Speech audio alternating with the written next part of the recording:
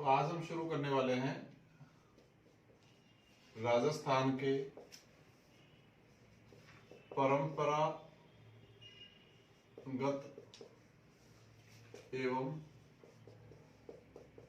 गैर परंपरागत ऊर्जा स्रोत। राजस्थान के परंपरागत एवं गैर परंपरागत ऊर्जा स्रोत। अब बात की जाए कि कौन से स्रोत तो परंपरागत होते हैं और कौन से गैर परंपरागत होते हैं, इनको देख लेते हैं। जैसे बात की जाए गैर परंपरागत और यहाँ परंपरागत ऊर्जा स्रोतों की बात की जाए, जो गैर परंपरागत ऊर्जा स्रोत होते हैं उनसे प्रदूषण नहीं होता।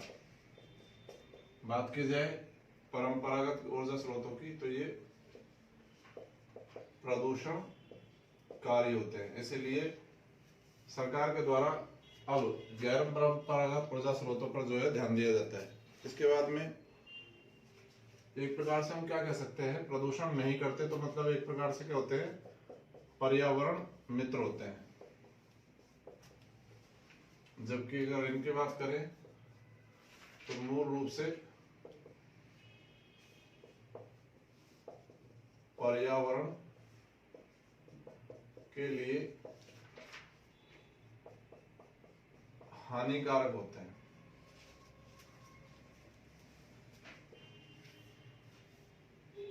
अब पूछ लिया जाए गैर परंपरागत ऊर्जा स्रोत में कौन कौन से स्रोत आ जाते हैं, तो जैसे सौर ऊर्जा है,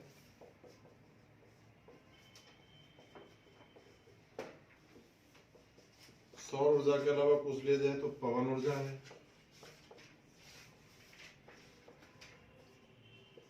पवन ऊर्जा के अलावा पूछ लिया जाए बता दिए तो यहाँ पर बायोगैस है। ये क्वेश्चन कई बार पूछा गया है, उनमें से कौन सा गैर परंपरागत ऊर्जा स्रोत है और कौन सा परंपरागत है, तो याद रखना है बायोमास है, ये भी गैर परंपरागत ऊर्जा स्रोत है। इसके अलावा भूतापीय ऊर्जा,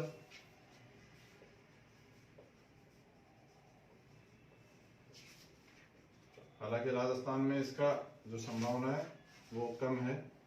अगली है ज्वारीय ऊर्जा, ये भी तटीय क्षेत्रों में ज्यादा पाई जाती है। तो ये कुछ एक स्रोत हो जाते हैं कौन से, गैर परंपरागत ऊर्जा स्रोतों के। अगर हम बात करें परंपरागत ऊर्जा स्रोतों की तो सबसे प्रमुख है, भारत और राजस्थान दोनों के ही संदर्भ में सबसे पहले हो जाएगा कौन सा, तापीय ऊर्जा, जिसमें कोयले का प्रयोग किया जाता है तो प्रदूषणकारी होता है। इसके बाद में हाइड्रो पावर मतलब जलीय ऊर्जा या जल विद्युत भी बोल सकते हैं। और तीसरा कौन सा हो जाएगा, परमाणु ऊर्जा। राजस्थान में हम पढ़ते हैं परमाणु ऊर्जा संयंत्र वर्तमान में एक ही है रावतभाटा में। तो ये तीनों किसके अंतर्गत आ जाएंगे, परंपरागत ऊर्जा स्रोत में। इसमें राजस्थान में सर्वाधिक जो ऊर्जा का उत्पादन किया जाता है वो तापीय ऊर्जा के द्वारा किया जाता है। जबकि अगर गैर परंपरागत ऊर्जा स्रोतों की बात करें, राजस्थान में सर्वाधिक उत्पादन किसके द्वारा लिया जाता है, सौर ऊर्जा के द्वारा। परंपरागत में किसके द्वारा लिया जाता है, तापीय ऊर्जा के द्वारा। तो देखिए गैर परंपरागत ऊर्जा स्रोत क्या होते हैं, जिनसे प्रदूषण नहीं होता है और पर्यावरण मित्र होते हैं क्योंकि प्रदूषण नहीं होता है इसलिए। जबकि अगर परंपरागत की बात करें तो प्रदूषणकारी होते हैं, इसलिए पर्यावरण के लिए कैसे होते हैं, हानिकारक होते हैं। गैर परंपरागत ऊर्जा स्रोतों में कौन कौन से आ जाएंगे, सौर ऊर्जा, पवन ऊर्जा, बायोगैस, बायोमास, भूतापीय ऊर्जा एवं ज्वारीय ऊर्जा, सभी कौन से हो जाएंगे, गैर परंपरागत ऊर्जा स्रोत। बात करें अगर परंपरागत ऊर्जा स्रोतों की तो आ जाएगी सबसे पहले तापीय ऊर्जा, जलीय ऊर्जा और परमाणु ऊर्जा। सामान्य सा क्वेश्चन है, बिल्कुल आपसे पूछा जाए निम्न में से कौन सा परंपरागत ऊर्जा स्रोत है या निम्न में से कौन सा गैर परंपरागत ऊर्जा स्रोत है, तो पता होना चाहिए। इसी प्रकार से अगर हम वर्गीकृत करें तो आगे आ जाता है नवीकरणीय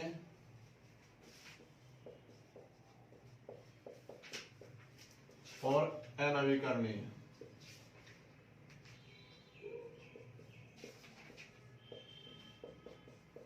नवीकरणीय ऊर्जा स्रोत और अनवीकरणीय ऊर्जा स्रोत। बात करें नवीकरणीय ऊर्जा स्रोत तो क्या होते हैं, जो एक प्रकार से रिसाइकिल किए जा सकते हैं, मतलब पुनः प्रयुक्त किए जा सकते हैं। और अगर पूछा जाए अनवीकरणीय ऊर्जा स्रोत क्या हो सकते हैं, इनको रिसाइकिल नहीं किया जा सकता है, मतलब पुनः प्रयुक्त नहीं किया जा सकता इनको। तो अनवीकरणीय होती है, मतलब इनको नया नहीं किया जा सकता एक प्रकार से। पूछ लिया जाए अनवीकरणीय या नवीकरणीय ऊर्जा स्रोत में कौन कौन से आ जाते हैं, तो नवीकरणीय ऊर्जा स्रोत में कौन कौन से आ जाएंगे, यहाँ पर भी क्वेश्चन बन जाता है निम्न में से कौन सा नवीकरणीय ऊर्जा स्रोत है या निम्न में से कौन सा नवीकरणीय ऊर्जा स्रोत नहीं है, या अनवीकरणीय कौन सा है और अनवीकरणीय कौन सा नहीं है। तो ध्यान देंगे सबसे पहले कौन सा नवीकरणीय ऊर्जा स्रोत में कौन कौन से आ जाएंगे, सौर ऊर्जा, इसके बाद है पवन ऊर्जा, फिर आ जाएगा बायोमास, बायोमास के बाद बायोगैस,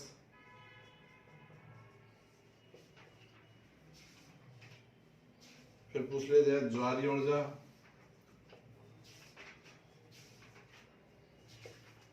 इसके अलावा जल विद्युत भी हो जाता है, जलीय ऊर्जा। ये सब कैसे हैं, ऊर्जा के नवीकरणीय स्रोत है। अब पूछा जाए अनवीकरणीय ऊर्जा स्रोत कौन कौन से हैं, तो मूल रूप से इसमें दो आ जाते हैं। एक तो तापीय ऊर्जा, जिसमें मूल रूप से किसके द्वारा, कोयले के द्वारा ऊर्जा का उत्पादन किया जाता है। और दूसरा है परमाणु ऊर्जा। परमाणु ऊर्जा में यूरेनियम और या थोरियम और थोरियम के द्वारा ऊर्जा का उत्पादन जो है किया जाता है। तो यहाँ पर ये चीज भी याद रखेंगे। देखिए सिंपल क्वेश्चन है, लेकिन बहुत बार पूछा गया क्वेश्चन है, बार बार पूछा जाता है ऊर्जा के कौन कौन से स्रोत नवीकरणीय हैं और कौन कौन से स्रोत अनवीकरणीय हैं। तो अगर बात करें नवीकरणीय ऊर्जा स्रोत की, जिनको पुनः प्रयुक्त किया जा सकता है, और अनवीकरणीय कौन से हो जाएंगे, जिनको पुनः प्रयुक्त नहीं किया जा सकता। तो पुनः प्रयुक्त किए जा सकने वाले स्रोत कौन कौन से हैं, सौर ऊर्जा है, पवन ऊर्जा, बायोमास, बायोगैस, ज्वारीय ऊर्जा और जल विद्युत। ये सब नवीकरणीय ऊर्जा स्रोत या संसाधन है। पूछा जाए अनवीकरणीय ऊर्जा स्रोत कौन कौन से हैं, तो सबसे पहले आ जाएगा कौन सा, जिनको पुनः प्रयुक्त नहीं किया जा सकता। इसमें तापीय ऊर्जा जो कोयले के द्वारा उत्पादित की जाती है, और दूसरा है परमाणु ऊर्जा, जिसमें यूरेनियम एवं थोरियम का प्रयोग परमाणु भट्टियों में किया जाता है। तो यहाँ तक ये बात हमारे हो जाती है। सबसे पहले बात कर लेते हैं हम तापीय ऊर्जा के बारे में। पहले बात करेंगे तापीय ऊर्जा। परंपरागत के बारे में बात कर रहे हैं हम एक प्रकार से।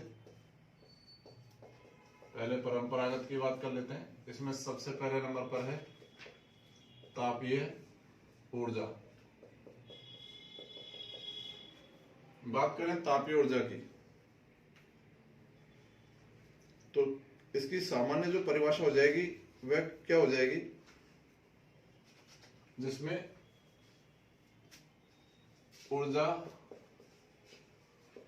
उत्पादन के लिए तापमान का प्रयोग किया जाता है। ऊर्जा उत्पादन के लिए तापमान का प्रयोग किया जाएगा, क्या कहलाएगी, तापीय ऊर्जा। इसके साधन क्या क्या हो सकते हैं तापीय ऊर्जा में, एक तो हो जाएगा कोयला, कोयले के अलावा तापीय ऊर्जा का उत्पादन किया जाएगा पेट्रोलियम के द्वारा, या खनिज तेल भी बोल दिया जाता है कई बार।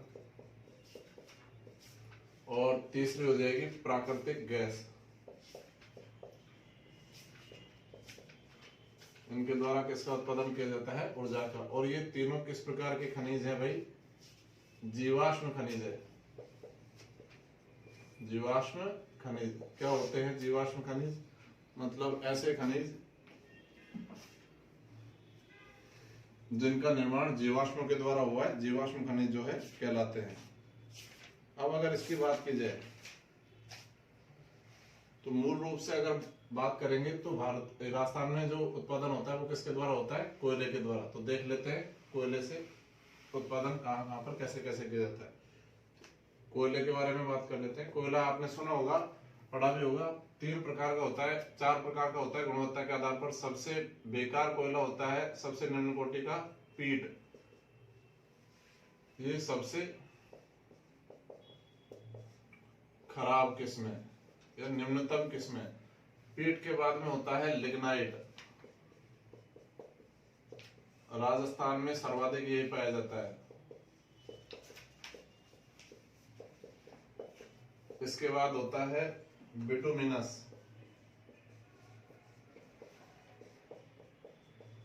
और सर्वोत्तम कोयला, सबसे अच्छा कोयला होता है एंथ्रासाइट।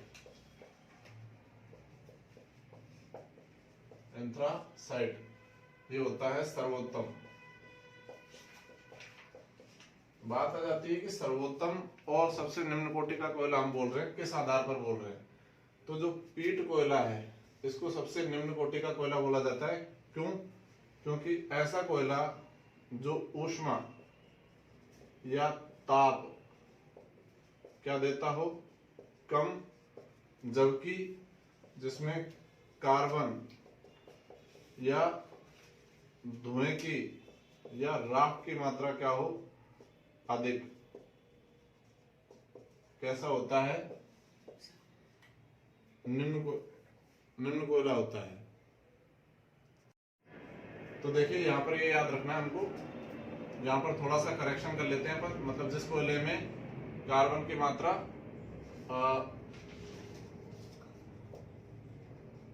अधिक कार्बन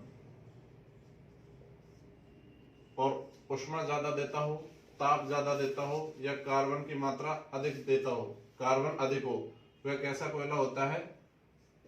श्रेष्ठ या अच्छा कोयला होता है। जबकि जिसमें धुएं की मात्रा अधिक हो, राख की मात्रा अधिक हो और कार्बन की मात्रा कम हो, ये किस प्रकार का कोयला होता है? निम्न कोटि का, मतलब खराब कोयला होता है। तो देख लेते हैं एक बार। तापीय ऊर्जा में मूल रूप से काम लिया जाता है कोयला तापीय ऊर्जा किसे कहते हैं? ऊर्जा उत्पादन के लिए तापमान का प्रयोग किया जाता है, एक प्रकार से ऊष्मा का प्रयोग किया जाता है। अगर कोयले की बात करें तो कोयला 3-4 प्रकार का होता है। सबसे खराब कोयला होता है पीट के बाद होता है लिग्नाइट राजस्थान में सर्वाधिक पाया जाने वाला कोयला है। इसके बाद में है बिटुमिनस और अंत में सर्वोत्तम सबसे अच्छा कोयला कौन सा होता है? एंथ्रासाइट। तो सर्वोत्तम कोयला माना जाता है। अब इसके बाद में देखें हम, तो देखिए तापीय ऊर्जा के आधार पर जो पावर प्लांट होते हैं वो मूल रूप से 3 प्रकार के होते हैं। तापीय ऊर्जा संयंत्र, ऊर्जा उत्पादन के आधार पर कितने प्रकार के होते हैं? 3 प्रकार के। पहला संयंत्र कौन सा होता है? पहला होता है सुपर थर्मल पावर प्लांट। तो सुपर थर्मल पावर प्लांट हम बोलेंगे किसे? ऐसा पावर प्लांट जिसमें 1000 और इससे अधिक मेगावाट ऊर्जा का उत्पादन किया जाता है। 1000 मेगावाट या इससे अधिक ऊर्जा का उत्पादन किया जाता है, सुपर थर्मल पावर प्लांट कहलाता है। दूसरा होता है अल्ट्रा मेगा पावर प्लांट। तो कैसा पावर प्लांट? जिसमें 4000 मेगावाट या इससे अधिक ऊर्जा का उत्पादन किया जाता है, वो कौन सा होता है? Ultra mega power plant. अगर अल्ट्रा मेगा पावर प्लांट की बात करें तो वर्तमान में भारत में 2 ही है। एक तो है मुंद्रा में, मुंद्रा पड़ता है गुजरात में, और दूसरा है सासन में, सासन पड़ता है एमपी में। वर्तमान में ultra mega power plant Bharat में केवल 2 हैं। और तीसरा है क्रिटिकल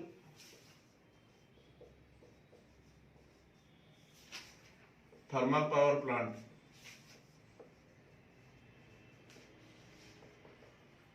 अब क्रिटिकल थर्मल पावर प्लांट किसे कहेंगे? तो ऐसा पावर प्लांट जिसमें ऊर्जा उत्पादन की क्षमता कितनी हो? 500 मेगावाट या इससे अधिक हो, लेकिन 1000 से कम हो। क्या कहलाता है? Critical thermal power plant. तो तापीय ऊर्जा संयंत्र ऊर्जा उत्पादन के आधार पर 3 प्रकार के होते हैं। सुपर थर्मल पावर प्लांट 1000 और इससे अधिक मेगावाट की ऊर्जा उत्पादन करने की क्षमता। दूसरा है अल्ट्रा मेगा पावर प्लांट जो 4000 और इससे अधिक मेगावाट की ऊर्जा उत्पादन करता है। भारत में 2 ही हैं ऐसे, एक तो मुंद्रा में है गुजरात में, और दूसरा शासन एमपी में। तीसरा है क्रिटिकल थर्मल पावर प्लांट जहां पर 500 मेगावाट और इससे अधिक की ऊर्जा का उत्पादन किया जाता है, लेकिन 1000 से कम। अब बात करें हम कि राजस्थान की बात कर लेते हैं। तो राजस्थान में सबसे पहले 3 प्रकार के चलते हैं। एक तो राज्य सरकार के द्वारा जो संचालित किए जाते हैं, दूसरे है केंद्र सरकार द्वारा, और तीसरे हैं निजी मतलब प्राइवेट। तीनों प्रकार के पावर प्लांट राजस्थान में है। तो सबसे पहले हम बात करें अगर राजस्थान का पहला पावर प्लांट ये कौन सा है? सबसे पहले स्थापित किया गया, राज्य सरकार वाले देख लेते हैं इनमें। सबसे पहले पहला सुपर थर्मल पावर प्लांट कहां पर स्थापित किया गया? सबसे पहले स्थापित किया गया कहां पर? सूरतगढ़ में।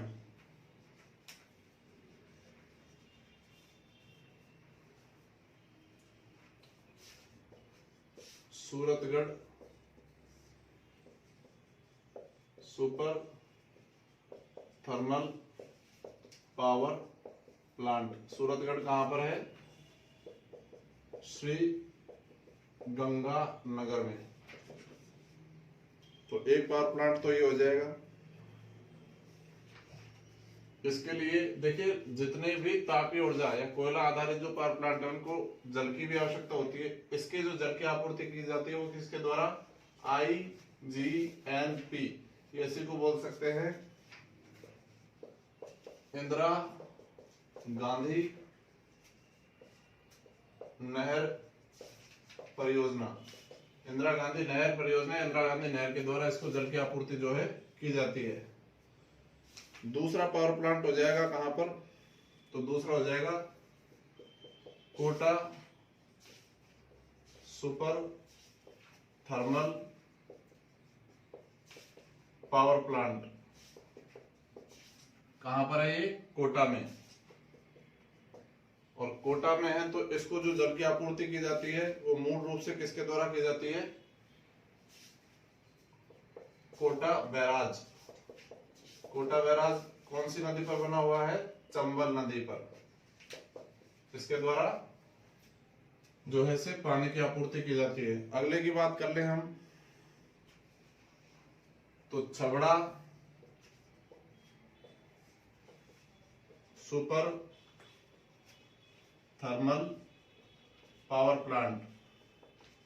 Chhabra super thermal power plant ये कहां पर है? बारां में है। इससे जो जल की सिंचाई, जल की जो सुविधा उपलब्ध कराई जाती है वो कौन सी नदी के द्वारा? परवन नदी के द्वारा। परवन मध्यम सिंचाई परियोजना के पास में परवन एक बांध बना हुआ है यहाँ पर, इससे इसकी जो है सिंचाई की जाती है। इसके बाद बात करें अपन,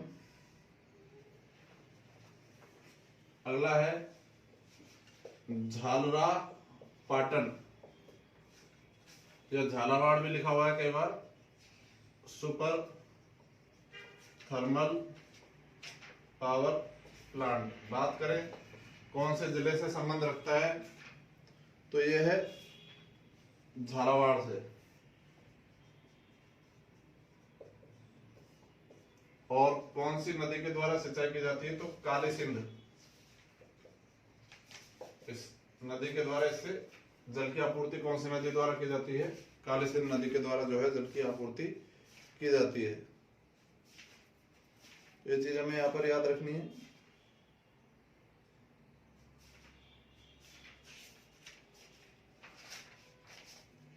तो ये सभी राज्य सरकार के द्वारा स्थापित किए गए पावर प्लांट है, तापीय ऊर्जा संयंत्र है। कौन कौन से? राज्य सरकार के द्वारा पहला है Suratgarh super thermal power plant, जो गंगानगर में है। इसे जल की आपूर्ति की जाती है इंदिरा गांधी नहर परियोजना द्वारा। दूसरा हो जाएगा Kota super thermal power plant, जो कोटा में स्थित है। इसको जल की आपूर्ति कोटा बैराज के द्वारा की जाती है, जो चंबल नदी में बना हुआ है कोटा में। अगला है Chhabra super thermal power plant, ये परवन नदी पर के द्वारा इसमें से जल की उपलब्धता करवाई जाती है, जबकि ये 12 में बना हुआ है। अगला कौन सा हो जाएगा? Jhalra Patan super thermal power plant या Jhalawar super thermal power plant, जो झालावाड़ में है। जल की उपलब्धता या आपूर्ति की जाती है कौन सी नदी के द्वारा? काली सिंध नदी के द्वारा जल की आपूर्ति जो है की जाती है। बात कर लें अपन केंद्र सरकार के द्वारा, तो केंद्र सरकार के द्वारा हम केवल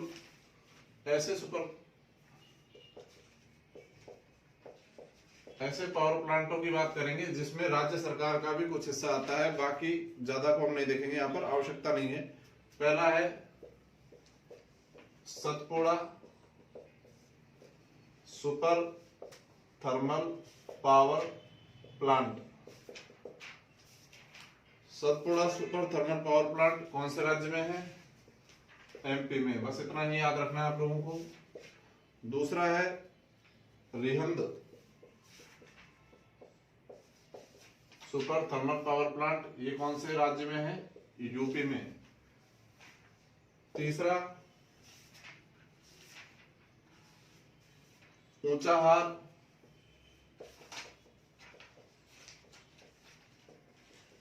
सुपर थर्मल पावर प्लांट, ये भी कहां पर है? यूपी में। और बात की जाए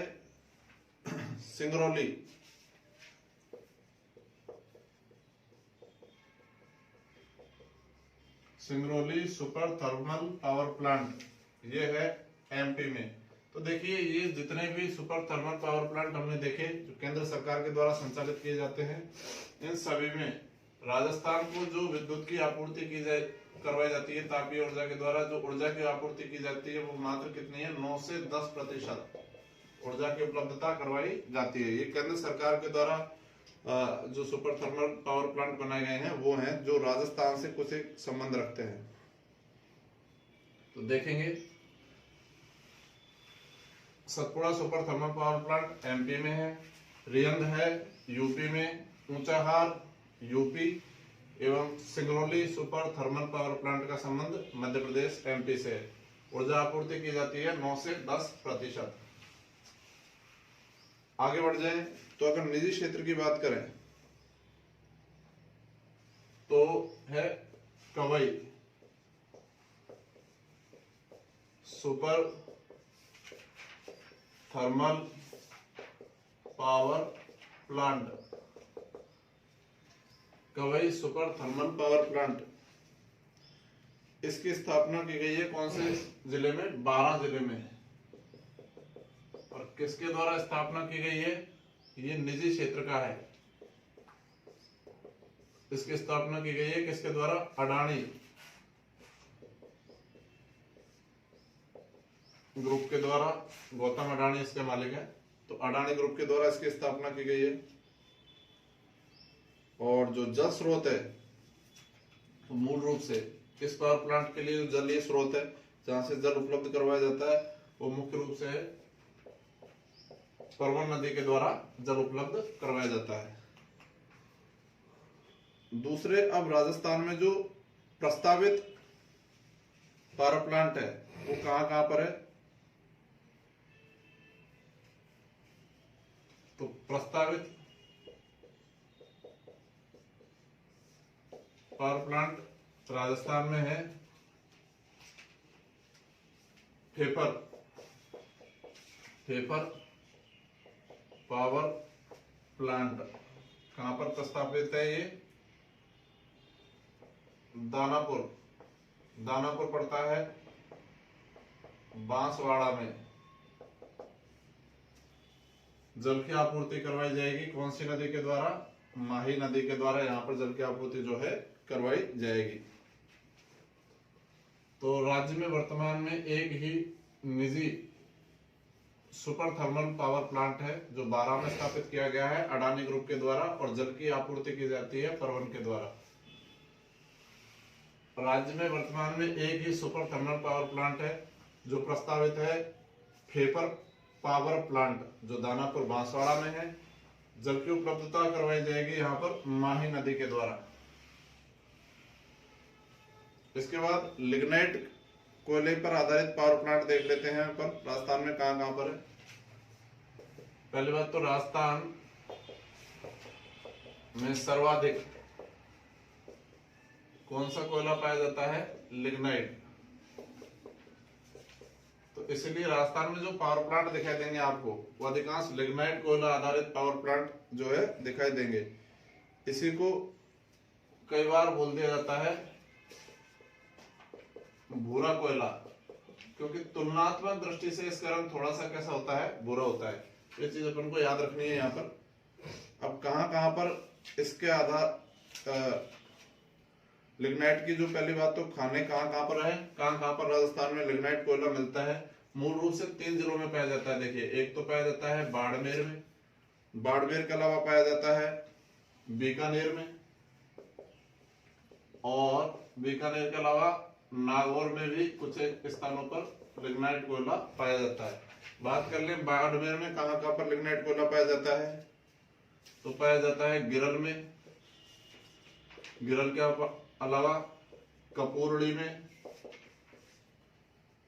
इसके अलावा हो जाएगा जालिपा, जालिपा के अलावा सोनाड़ी। ये सभी लिग्नाइट कोयला उत्पादन क्षेत्र है जो कौन से जिले में स्थित है? बाड़मेर में।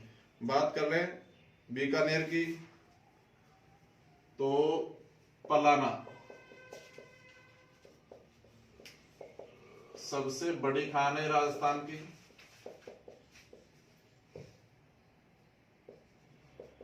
किसकी? कोयले की। राजस्थान की सबसे बड़ी खान है कोयले की। कौन से कोयले की? लिग्नाइट कोयले की खान है सबसे बड़ी राजस्थान की, जो पलाना में, पलाना पड़ता है बीकानेर में। इसके अलावा है बरसिंहसर, बरसिंहसर से भी कोयला निकाला जाता है, ये भी कहां पर है? बाड़मेर में। इसके अलावा है गुड़ा, गुड़ा क्षेत्र भी जहां से कोयला उत्पादित किया जाता है, कहां पर है?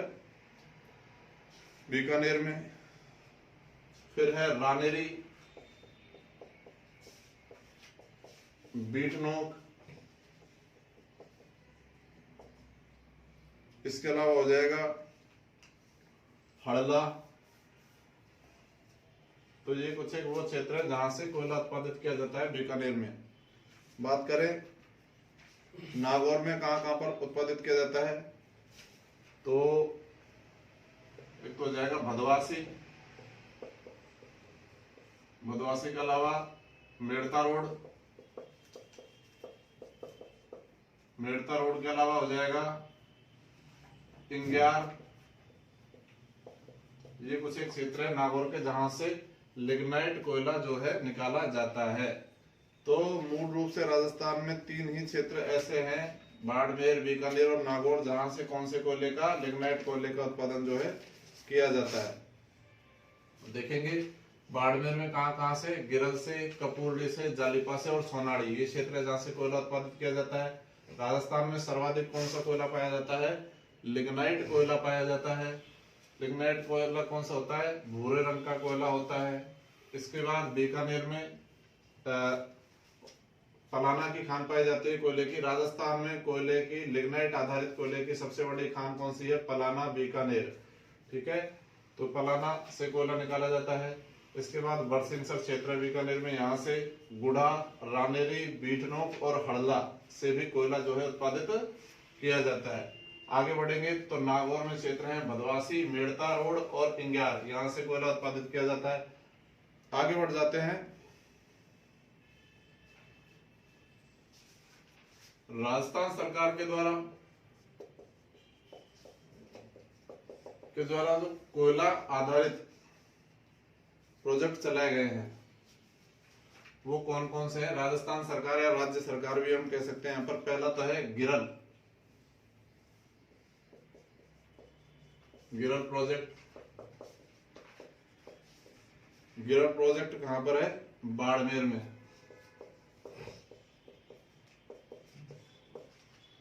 अब बात आ जाती है कि ये इंपॉर्टेंट क्यों है। तो साहब ये राजस्थान का लिग्नाइट कोयला आधारित प्रथम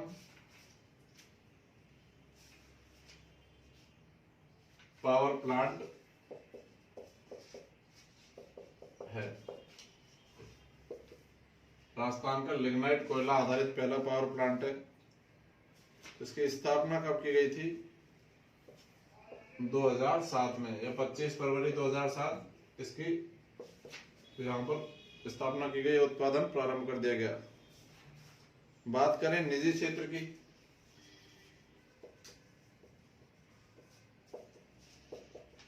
यहाँ तो राज्य सरकार या राजस्थान सरकार के द्वारा। अब हम बात करें निजी क्षेत्र की, तो निजी क्षेत्र के द्वारा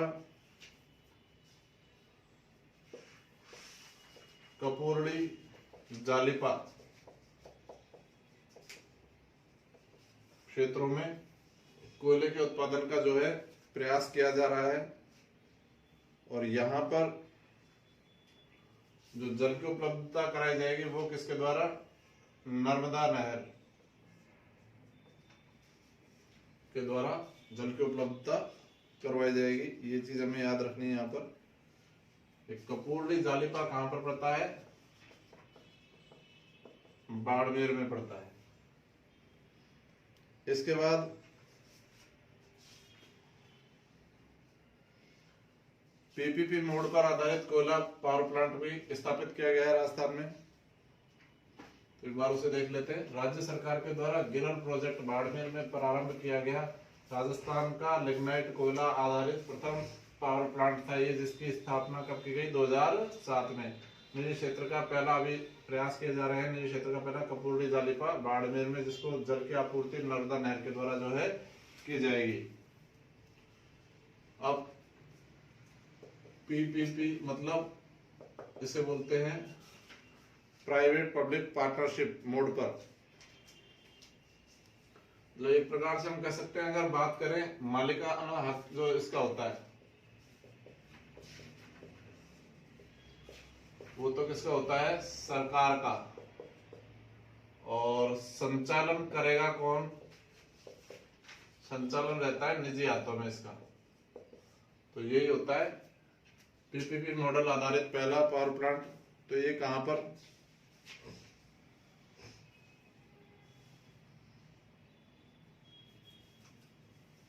गुड़ा प्रोजेक्ट,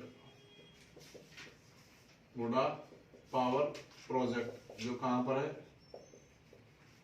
बीकानेर में स्थापित किया गया है। केंद्र सरकार के द्वारा कौन कौन से चलाए जा रहे हैं? तो केंद्र सरकार के द्वारा बात की जाए तो स्थापित किया गया है बरसिंहसर। बरसिंहसर कहां पर पड़ता है? बीकानेर में।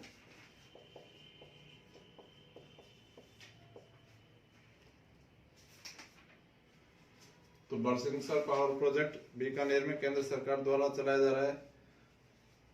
और इसे संचालित कौन करता है? बरसिंहसर को संचालित किया जाता है नेवेली पावर प्रोजेक्ट या प्लांट के द्वारा, जो तमिलनाडु में है। ये बरसिंहसर बीकानेर में जो पावर प्रोजेक्ट चलाया जा रहा है केंद्र सरकार के द्वारा, इसको जो है संचालित करता है।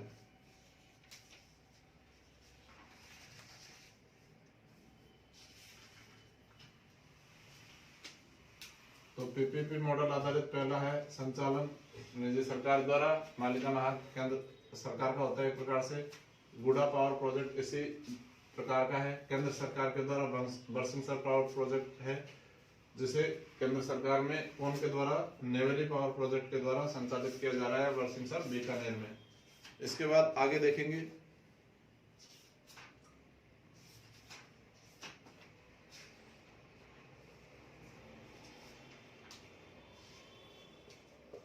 रामगढ़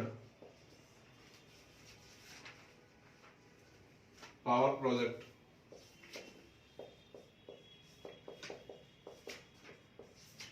ये कहां पर है, जैसलमेर में। रामगढ़ पावर प्रोजेक्ट जैसलमेर में है। और विशेषता क्या है इसकी, तो राजस्थान का प्रथम गैस आधारित पावर प्रोजेक्ट है। राजस्थान का प्रथम गैस आधारित पावर प्रोजेक्ट कौन सा है, रामगढ़ पावर प्रोजेक्ट। दूसरा है धौलपुर पावर प्रोजेक्ट।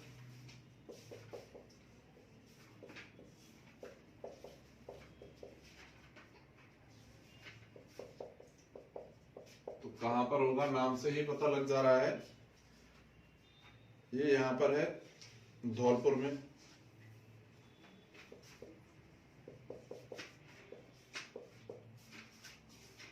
इसका संचालन जो किया जा रहा है, सरकारी कंपनी है GAIL गेल के द्वारा इसका संचालन किया जा रहा है। गैस की आपूर्ति जो की जाती है वो किसके द्वारा, HBJ पाइपलाइन जो है, जो भारत की भी और विश्व की सबसे बड़ी गैस ये पाइपलाइनों में जानी जाती है। ये है हजीरा, ये है विजयपुर और ये है जगदीशपुर।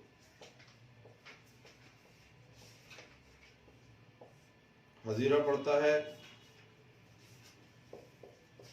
गुजरात में, विजयपुर पड़ता है MP में और जगदीशपुर पड़ता है UP में। ये HBJ पाइपलाइन के द्वारा धौलपुर पावर प्रोजेक्ट को किसकी जो है आपूर्ति की जाती है, गैस की आपूर्ति जो है की जाती है। तो ये गैस आधारित पावर प्लांट हो जाएगा। पहला है रामगढ़ पावर प्रोजेक्ट जो जैसलमेर में है, राजस्थान का पहला गैस आधारित पावर प्रोजेक्ट था ये। दूसरा है धौलपुर पावर प्रोजेक्ट गैस आधारित, ये भी कहां पर है, धौलपुर में। संचालन इसका गेल इंडिया के द्वारा किया जाता है और गैस की आपूर्ति HBJ पाइपलाइन के द्वारा की जाती है, जो गुजरात के हजीरा से लेकर जगदीशपुर तक चली जाती है, UP तक। ये हो गए राज्य सरकार के द्वारा। अब केंद्र सरकार के द्वारा भी गैस के द्वारा ऊर्जा का उत्पादन किया जाता है। तो केंद्र के द्वारा किया जाता है NTPC, national thermal power corporation. इसके द्वारा जो पावर प्लांट लगाए गए हैं राजस्थान में, पहला कहां पर लगाया गया है, अंता। अंता कहां पर पड़ता है, 12 में। अंता project 12।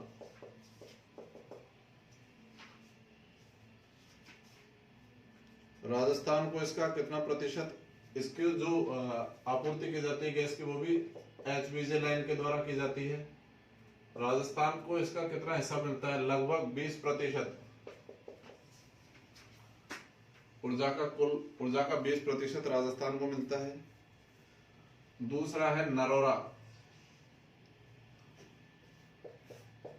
Narora gas power project है, तो ये कहां पर है, UP में। गैस की आपूर्ति इसको की जाती है वही HBJ के द्वारा। राजस्थान को कितना प्रतिशत गैस मिलती है इसकी? 9 से 10% गैस, मतलब ऊर्जा का जो लाभ मिलता है वो राजस्थान को मिलता है। तो ये कुछ एक केंद्र सरकार के द्वारा चलाए गए तापीय ऊर्जा वाले पावर प्रोजेक्ट जो गैस आधारित भी थे और कोयला आधारित भी थे, हमने देखे केंद्र सरकार के द्वारा। एनटीपीसी मतलब नेशनल थर्मल पावर कॉर्पोरेशन के द्वारा पहला चलाया गया अंता प्रोजेक्ट जो 12 में है, 20% मिलता है। गैस की आपूर्ति एचपीजी पाइपलाइन द्वारा की जाती है। दूसरा है नरोरा प्रोजेक्ट जो यूपी में है, इससे भी गैस की आपूर्ति एचपीजी के द्वारा की जाती है। और राजस्थान को इसमें ऊर्जा का मात्र कितना 9 से 10% लाभ प्राप्त होता है। अब हम देखेंगे जल विद्युत। जल विद्युत, अभी हम परंपरागत ऊर्जा स्रोतों के बारे में बात कर रहे हैं। तो अगर जल विद्युत की बात की जाए तो राजस्थान में जल विद्युत एक तो है चंबल नदी घाटी,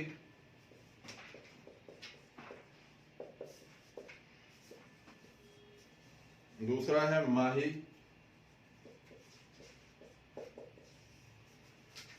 तीसरा है व्यास और चौथा है भाखड़ा या भाखड़ा नागल। चंबल नदी पर 3 बांध ऐसे हैं जिन पर जल विद्युत का उत्पादन किया जाता है। देखिए वैसे चंबल नदी पर 4 बांध है, इसके उद्गम से संगम की ओर बढ़े तो मान के चलिए चंबल नदी है। चंबल नदी पर पहला बांध बना हुआ है यहाँ पर एमपी में, एमपी मंदसौर में, नाम है गांधी सागर या महात्मा गांधी सागर। जल विद्युत का उत्पादन किया जाता है। थोड़ा आगे बढ़ने पर राजस्थान में प्रवेश करती है नदी, कहां पर? भैंसरोडगढ़ चौरासीगढ़ के पास। भैंसरोडगढ़ चौरासीगढ़ पड़ता है कौन से जिले में? चित्तौड़गढ़। राजस्थान में पहला बांध है ये चंबल नदी पर, यहां पर भी जल विद्युत का उत्पादन किया जाता है। और थोड़ा आगे बढ़ने पर कोटा बूंदी की सीमा पर है जवाहर सागर, यहां पर भी जल विद्युत का उत्पादन किया जाता है। और इससे आगे बढ़ने पर आ जाता है कोटा बैराज, कोटा बैराज। तो जो कोटा बैराज है यहां पर आपको जरूर याद रखना है किसका उत्पादन नहीं किया जाता है? जल विद्युत का उत्पादन यहां पर नहीं किया जाता है। तो 3 पर किया जाता है, गांधी सागर पर किया जाता है, चित्तौड़गढ़ में राणा प्रताप सागर पर किया जाता है, इस पर भी किया जाता है, और जवाहर सागर जो कोटा बूंदी में, इस पर भी किया जाता है। तो चंबल नदी पर बने हुए 4 बांधों में से तीसरे 3 बांधों पर, प्रारंभिक जो 3 बांध है उन पर जल विद्युत का उत्पादन किया जाता है। गांधी सागर, राणा प्रताप सागर और जवाहर सागर, इन पर किया जाता है। तो कौन से पर नहीं किया जाता है? कोटा बैराज पर विद्युत का उत्पादन तो किया जाता है, लेकिन किसके द्वारा? तापीय ऊर्जा के द्वारा। हमने अभी थोड़ी देर पहले पढ़ा Kota super thermal power project या प्लांट कौन सी नदी के किनारे? कोटा नदी के किनारे स्थित है, जिसको पानी की आपूर्ति किसके द्वारा की जाती है? चंबल नदी पर स्थित कोटा बैराज के द्वारा की जाती है। लेकिन यहाँ पर कौन सी ऊर्जा? तापीय ऊर्जा का उत्पादन जो है किया जाता है। तो ये चीज हमें यहाँ पर याद रखनी है। चंबल नदी घाटी जल विद्युत परियोजना, माही, व्यास और भाखड़ा नांगल। अब एक एक को हम देखते हुए चले जाते हैं। यहाँ से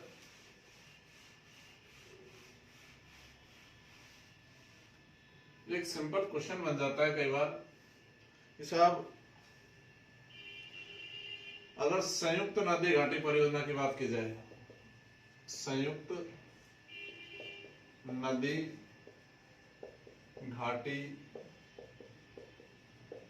परियोजना, संयुक्त नदी घाटी परियोजना, संयुक्त का मतलब है एक या एक राज्य से अधिक राज्यों के द्वारा जो जल विद्युत की परियोजना की जाए।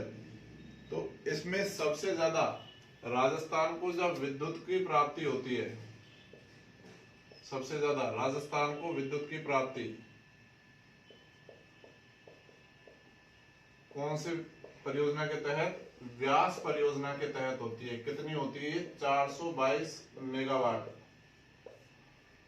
तो संयुक्त नदी घाटी परियोजनाओं में राज्य को सर्वाधिक विद्युत की प्राप्ति, ऊर्जा की प्राप्ति कौन सी परियोजना के द्वारा? व्यास नदी घाटी परियोजना के द्वारा जल विद्युत की प्राप्ति होती है।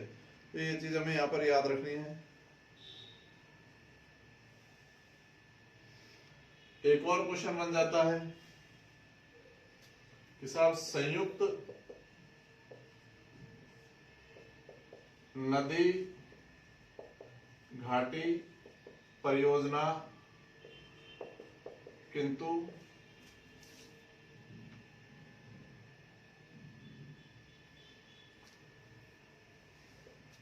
जल विद्युत का उत्पादन केवल राज्य के द्वारा। तो ऐसी कौन सी परियोजना है? ऐसी परियोजना का नाम है माही परियोजना, माही जल विद्युत परियोजना। ये ऐसी परियोजना है जहां पर संयुक्त परियोजना है, मतलब 2 राज्यों की है, लेकिन यहाँ पर जो जल विद्युत का लाभ मिलता है वो केवल किसको मिलता है? राज्य सरकार को। तो जल विद्युत परियोजनाएं ये हैं। तो देख लेते हैं संयुक्त नदी घाटी परियोजना है कौन कौन सी है, वो मैं आपको बता चुका हूं। अब इससे क्वेश्चन बन जाता है। तो संयुक्त नदी घाटी परियोजना ऐसी जिसमें राजस्थान को सर्वाधिक विद्युत का लाभ, विद्युत मिलती है, ऊर्जा का प्राप्ति होती है, वो कौन सा है? राजस्थान को व्यास जल विद्युत परियोजना। तो राजस्थान को विद्युत की प्राप्ति होती है 422 मेगावाट।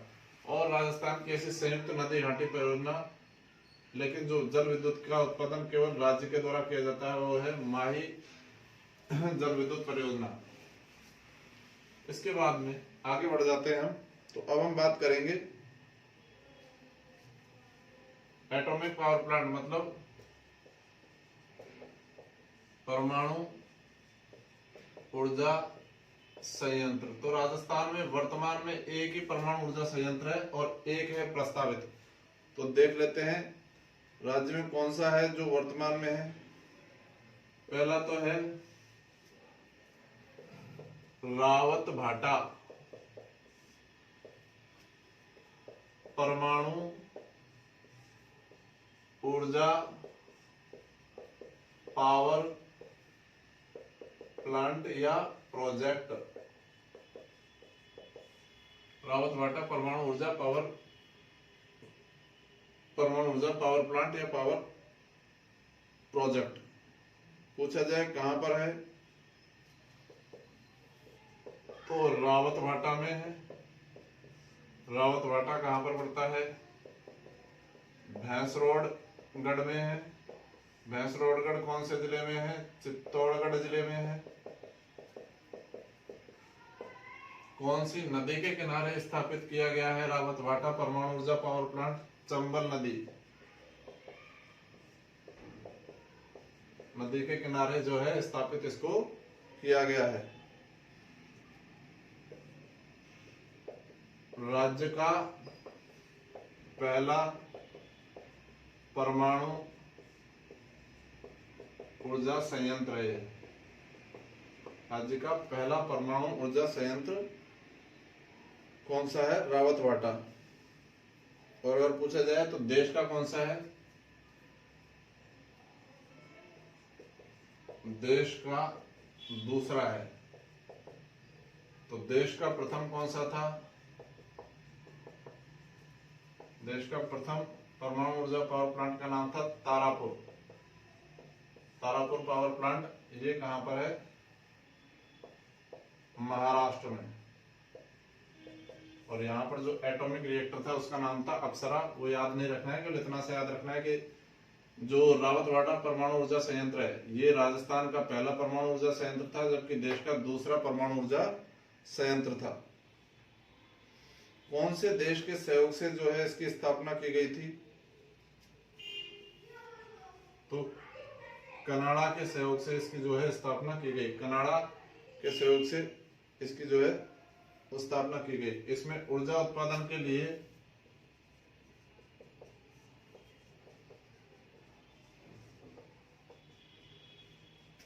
अभी किसका उपयोग किया जाता है? यूरेनियम का उपयोग किया जाता है।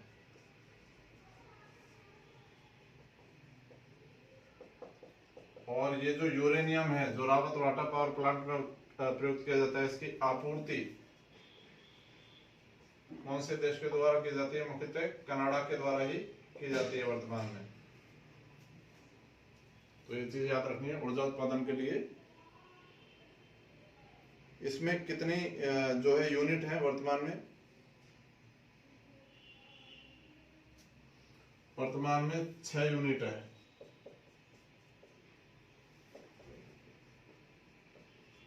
और 7वीं एवं 8वीं यूनिट क्या है? निर्माणाधीन है।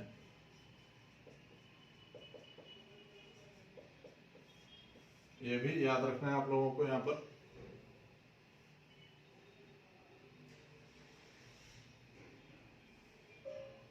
तो ये कुछ एक जानकारी होगी किसके बारे में? रावत वाटा परमाणु ऊर्जा पावर प्लांट के बारे में। तो राज्य में एकमात्र परमाणु ऊर्जा संयंत्र है वर्तमान में प्रस्तावित है, उसको बाद में देखेंगे, पहले ये देख लेते हैं वर्तमान में कौन सा है। तो वर्तमान में रावत वाटा परमाणु ऊर्जा पावर प्लांट या संयंत्र है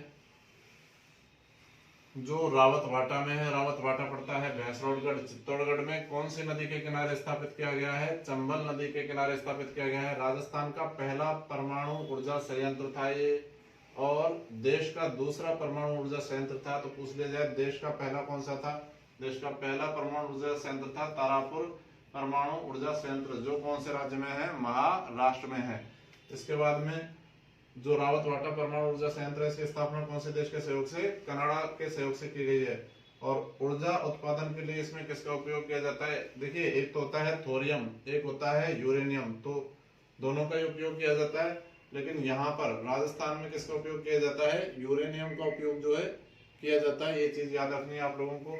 और जो यूरेनियम का उपयोग किया जाता है, इसके लिए जो यूरेनियम चाहिए होता है, उसकी आपूर्ति कौन से देश के द्वारा की जाती है? कनाडा के द्वारा जो है की जाती है। वर्तमान में कितने यूनिट कार्यरत है? यहाँ पर 6 यूनिट वर्तमान में ऑपरेशनल है, कार्यरत है, जबकि 7वीं और 8वीं यूनिट का जो है काम चल रहा है, निर्माणाधीन है।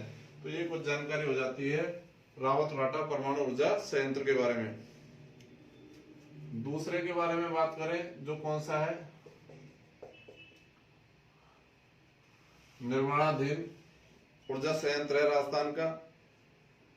इसका नाम है नापला परमाणु ऊर्जा पावर प्लांट। नापला परमाणु ऊर्जा पावर प्लांट। ये एक प्रकार से निर्माणाधीन भी नहीं कह सकते इसको। ये क्या है? प्रस्तावित है, प्रपोज्ड है अभी। तो कहां पर स्थापित किया जाएगा? नापला में। नापला कहां पर है? बांसवाड़ा में।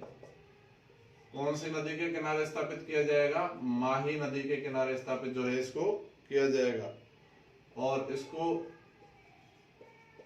यूरेनियम की जो आपूर्ति की जाएगी वो कौन सी कंपनी है? अरेवा कंपनी है। कहाँ की? फ्रांस की। इसके द्वारा जो है यूरेनियम की आपूर्ति की जाएगी। तो राजस्थान में एक परमाणु ऊर्जा संयंत्र प्रस्तावित है, जबकि एक है कार्यरत। तो कार्यरत हम देख चुके हैं। प्रस्तावित कौन सा है? नापला परमाणु ऊर्जा पावर प्लांट जो प्रस्तावित है। कौन से जिले में? बांसवाड़ा में। कौन सी नदी के किनारे? माही नदी के किनारे। यूरेनियम की आपूर्ति कौन करेगा? अरेवा एक कंपनी है फ्रांस की, उसके द्वारा इसको किसकी आपूर्ति की जाएगी? यूरेनियम की आपूर्ति की जाएगी। तो ये सभी क्या हो गए? राजस्थान के परंपरागत ऊर्जा स्रोत के बारे में हमने बात कर ली। अब बात कर लेते हैं राजस्थान के किस प्रकार के गैर परंपरागत ऊर्जा स्रोत। गैर परंपरागत ऊर्जा स्रोतों की बात करें तो मूल रूप से सबसे पहले बात करेंगे किसके बारे में? सौर ऊर्जा के बारे में। तो देखिए, राजस्थान में सौर ऊर्जा की अपार संभावना है। उसका कारण क्या है? उसके कई सारे कारण हैं। इसका पहला कारण तो यह है कि यहाँ पर जो है धूप की प्रचुरता है, मतलब काफी मात्रा में धूप जो है यहाँ पर आती है। लगभग मान के चलिए आप 365 दिनों में से 325 दिन जो धूप की आपूर्ति है वो अच्छी रहती है। तो इसलिए राजस्थान में एक तो सौर ऊर्जा की जो मात्रा है, उत्पादन की क्षमता है, वो अच्छी बन जाती है। इसके अलावा धूप की तीव्रता भी काफी अच्छी है। राजस्थान में तेज धूप पड़ती है, जो सौर ऊर्जा के उत्पादन के लिए एक अनुकूल परिस्थिति है। इसके अलावा यहाँ पर मरुस्थलीय व्यर्थ भूमि है, जहां पर बड़े बड़े सोलर प्लांट जो है लगाए जा सकते हैं। तो ये भी एक अनुकूल परिस्थिति मानी जा सकती है सौर ऊर्जा के उत्पादन के लिए। और एक बात है, कर्क रेखा के निकट है राजस्थान। तो कर्क रेखा के निकट है, इसलिए यहाँ पर सूर्य सीधा चमकता है लंबे समय तक। यही कारण है कि यहाँ पर जो है सौर ऊर्जा के उत्पादन की संभावनाएं बढ़ जाती है। तो ये कुछ कारण है जिसकी वजह से राजस्थान में सौर ऊर्जा के उत्पादन की अपार संभावना है। धूप की प्रचुरता है, वर्ष में लगभग 325 दिनों तक धूप निकलती है। यहाँ पर धूप की तीव्रता भी अच्छी रहती है। राजस्थान में मरुस्थलीय व्यर्थ भूमि काफी पाई जाती है, जहाँ पर बड़े बड़े सौर ऊर्जा प्लांट लगाए जा सकते हैं। और कर्क रेखा की निकटता के कारण यहाँ पर लगातार और लंबे समय के लिए जो है धूप की उपलब्धता बनी रहती है। तो ये कुछ एक कारण है जिसके द्वारा हम ये कह सकते हैं कि राजस्थान में सौर ऊर्जा के मामले में अच्छी संभावना बनती है। और इसी को देखते हुए राजस्थान में स्थापना की गई है SEEZ।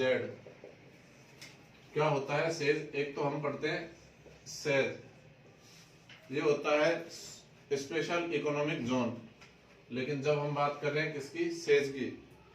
तो सेज किसे बोलेंगे? सोलर एनर्जी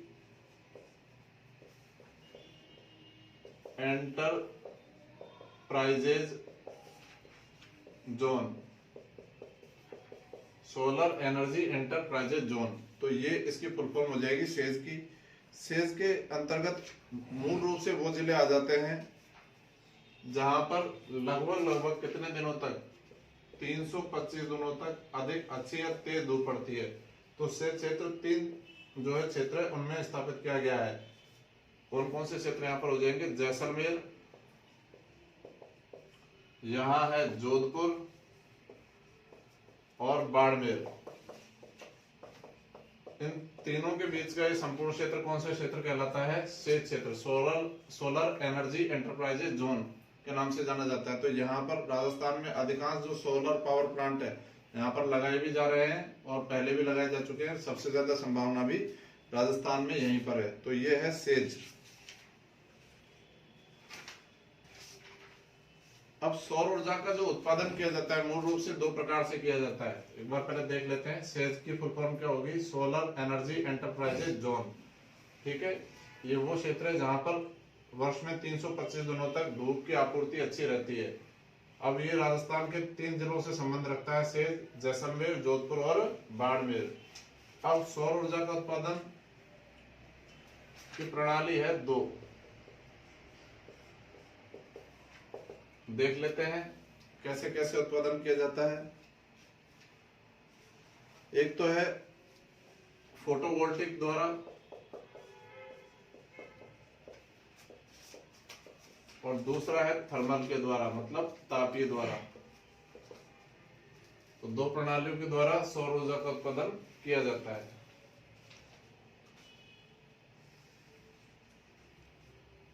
आगे हम समझेंगे राजस्थान में कौन कौन सी जो है सौर पावर प्लांट या सौर ऊर्जा पावर प्लांट जो है संचालित किए जा रहे हैं। तो राजस्थान का पहला या राज्य का प्रथम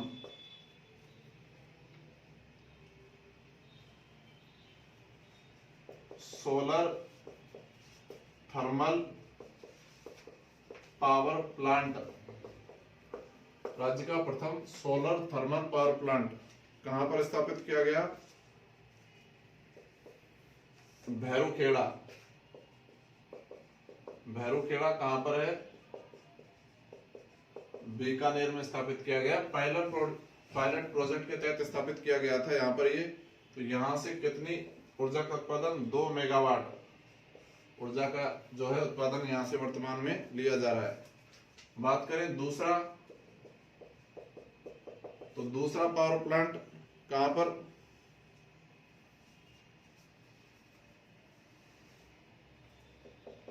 नोखा गांव। नोखा गांव पड़ता है कहां पर? जैसलमेर में। यहां पर दूसरा सोलर थर्मल पावर प्लांट जो है स्थापित किया गया, जहां पर उत्पादन क्षमता कितनी है? 50 मेगावाट। ये तो पायलट प्रोजेक्ट था, जबकि यहां से वाणिज्यिक रूप से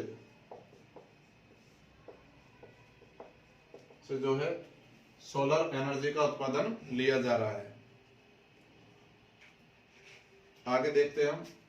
तो राज्य का पहला सोलर थर्मल पावर प्लांट कौन सा था? भैरूखेड़ा, बीकानेर में स्थापित किया गया पायलट प्रोजेक्ट के तहत, जहां से 2 मेगावाट ऊर्जा का उत्पादन किया जा रहा है। दूसरा है नौका गांव में स्थापित किया गया जैसलमेर में, यहाँ से 50 मेगावाट ऊर्जा का उत्पादन किया जा रहा है। मतलब वाणिज्यिक रूप से ऊर्जा का उत्पादन यहाँ से किया जा रहा है थर्मल के द्वारा।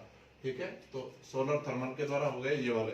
इसके बाद में बात करेंगे फोटोवोल्टिक के द्वारा। अगर बात करें हम तो राजस्थान में कौन कौन से, तो देखेंगे राज्य का पहला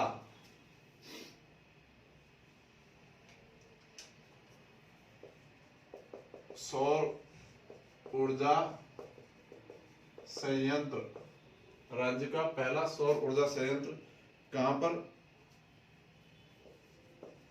मथानिया। मथानिया पड़ता है जोधपुर। यहां पर क्या है? प्रस्तावित है, अभी प्रपोज्ड है, अभी लगाया नहीं गया है। इसके बाद में केंद्र सरकार के द्वारा, ये जो हमने सभी देखे ये राज्य सरकार के द्वारा थे।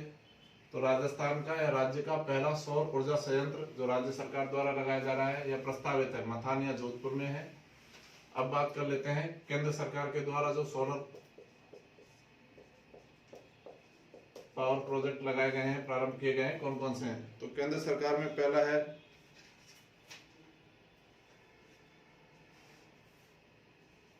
पहला लगाया गया है कहां पर? राज्य का पहला सोलर पार्क, राज्य का पहला सोलर पार्क कहां पर लगाया गया? भड़ला। भड़ला में लगाया गया है। भड़ला कहां पर पड़ता है? जोधपुर में पड़ता है।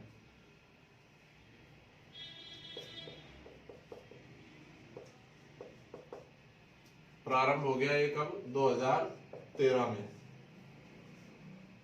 बात करें दूसरा कहां पर लगाया जाएगा, तो सेकंड की अगर बात करें हम तो ये लगाया जाएगा जैसलमेर में।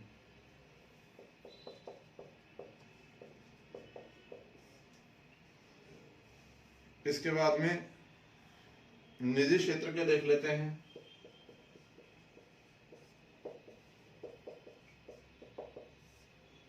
निजी क्षेत्र में पहला जो लगाया गया है वो कहां पर लगाया गया है सोलर एनर्जी के लिए? खींवसर। खींवसर कहां पर पड़ता है? नागौर में। किसके द्वारा? रिलायंस एनर्जी के द्वारा कितने मेगावाट का है? 5 मेगावाट का है। 2006 में प्रारंभ किया गया था। दूसरा है घुड़सर। घुड़सर कहां पर है?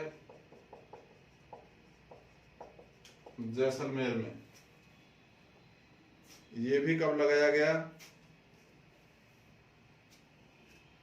किसके द्वारा लगाया गया? रिलायंस एनर्जी के द्वारा। कितना है? 99.5 मेगावाट ऊर्जा का उत्पादन लिया जाता है। ये भी 2006 में लगाया गया। इसके लिए क्वेश्चन क्या आता है? निजी क्षेत्र का सबसे बड़ा पावर प्लांट। निजी क्षेत्र का सबसे बड़ा पावर प्लांट। तो देखिए, केंद्र सरकार के द्वारा राज्य का पहला सोलर पार्क स्थापित किया गया बड़ला जोधपुर में 2013 में, और दूसरा है कहां पर प्रस्तावित? जैसलमेर में।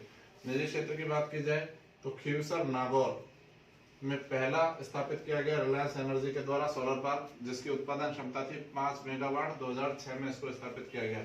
दूसरा है घुड़सर जैसलमेर में, जो निजी क्षेत्र का राजस्थान का सबसे बड़ा पावर प्लांट था। इसकी स्थापना भी किसके द्वारा की गई? रिलायंस एनर्जी के द्वारा स्थापित की गई। उत्पादन क्षमता कितनी थी? 99.5 मेगावाट, लगभग 100 मेगावाट, और स्थापना इसकी भी कब की गई? 2006 में की गई।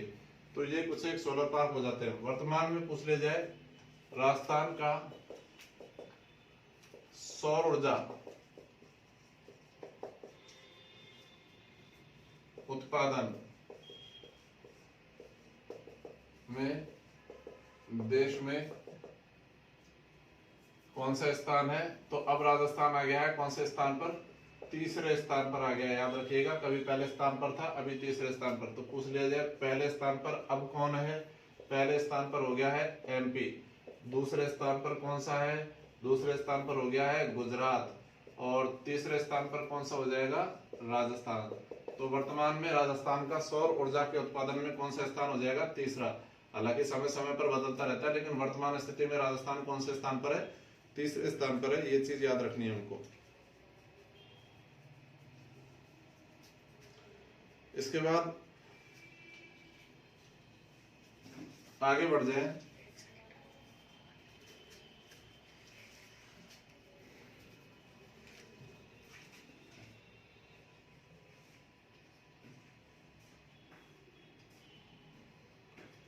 तो वर्तमान में केंद्र सरकार द्वारा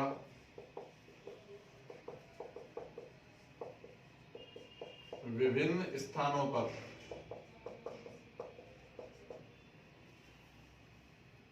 मतलब कहां पर? राजस्थान में सोलर पार्क लगाए जा रहे हैं।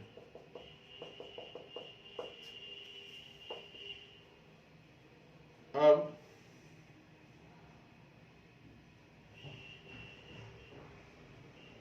पूछा जाए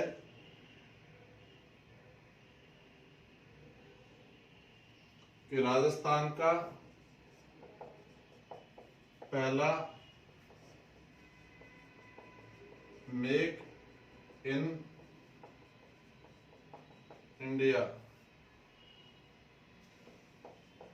सोलर पावर, पूर्णतः make in India solar power plant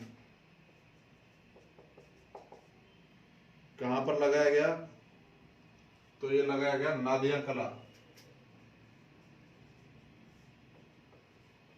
Nadia कला पड़ता है कहां पर? जोधपुर में। और क्या क्वेश्चन यहां से बन सकता है? तो देश का पहला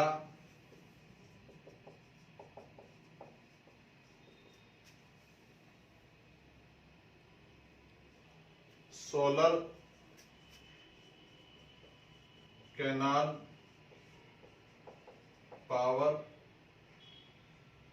प्लांट, देश का पहला सोलर कैनाल पावर प्लांट, ये कहां पर लगाया गया? चंद्रासन। चंद्रासन पड़ता है महसाणा में, महसाणा पड़ता है कहां पर? गुजरात में स्थापित किया गया। कौन सी नहर पर? नर्मदा नहर पर। मतलब नहर के ऊपर क्या है, एक प्रकार से टीन शेड लगा दिया, और टीन शेड के ऊपर क्या लगा दी? बड़ी बड़ी सोलर प्लेटें, जिनसे किसका उत्पादन होता है? सौर ऊर्जा का उत्पादन होता है। तो देश का पहला सोलर कैनाल पावर प्लांट चंद्रासन महसाणा में गुजरात में लगाया गया। कौन सी नहर के ऊपर? नर्मदा नहर के ऊपर। और अगर बात करें देश का दूसरा सोलर कैनाल पावर प्रोजेक्ट कौन सा था? देश के दूसरे की बात कर रहे हैं, पहला तो हो गया नर्मदा का, तो दूसरा हो जाएगा कौन सा?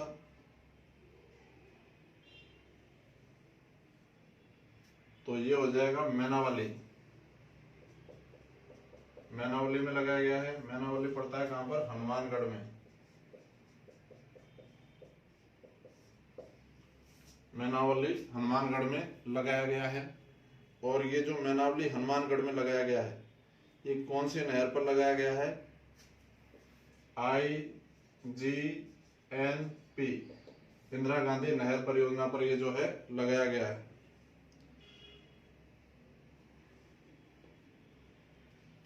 तो ये चीज भी याद रखनी है। वापस देखेंगे, राजस्थान में सौर ऊर्जा उत्पादन में वर्तमान में राजस्थान का स्थान कौन सा है? देश में तीसरा स्थान है। तो पहला स्थान कौन से राज्य का? MP का, और दूसरा है गुजरात का, तीसरा राजस्थान का। वर्तमान में केंद्र सरकार के द्वारा विभिन्न किसका सोलर पार्क लगाए जा रहे हैं, इनकी स्थापना राजस्थान में की जा रही है। राजस्थान समेत और इन ऐसे सब राज्यों में जहां पर सूर्य की वर्ष भर जो है धूप है उसकी स्थिति अच्छी रहती है, वहां पर इसका जो है ऐसे सोलर पार्क लगाए जा रहे हैं। राजस्थान का पहला make in India solar power plant कहां पर? नादिया कला जोधपुर में लगाया गया, जो पूर्णतः देश में ही बना हुआ था। देश का पहला सोलर कैनाल पावर प्लांट लगाया गया कहां पर? चंद्रासन महसाणा गुजरात में। कौन सी नहर पर? नर्मदा नहर पर। देश का दूसरा जो कैनाल के ऊपर सोलर पावर प्लांट लगाया गया, वो लगाया गया मैनावली हनुमानगढ़ में। कौन सी नहर पर? इंदिरा गांधी नहर पर लगाया गया। तो ये हो जाएगा दूसरा। तो राजस्थान का पहला और देश का दूसरा। इसके बाद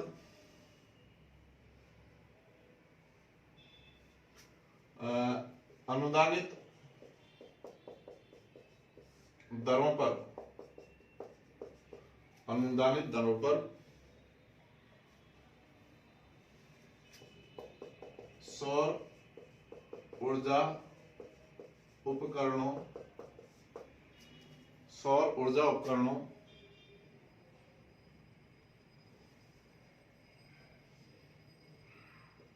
को उपलब्ध करवाने के लिए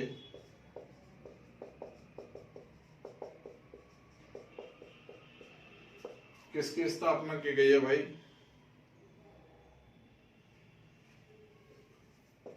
आदित्य सोलर शॉप की स्थापना की गई, पहले की कहां पर? उदयपुर में। तो ये चीज भी याद रखनी है हमें यहां पर। फिर बात करें राज्य का या राजस्थान का पहला सोलर ATM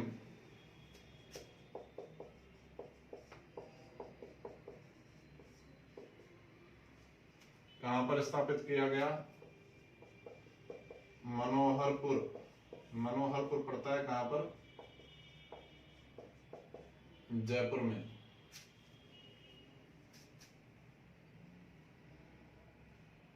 बात की जाए राजस्थान की या राज्य की पहली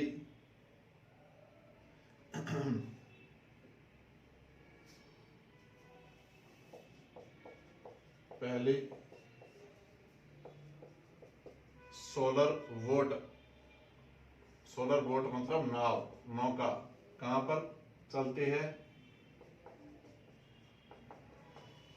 पिछोला झील। पिछोला झील कहां पर है? उदयपुर में संचालित होती है। और क्या क्वेश्चन बन सकता है?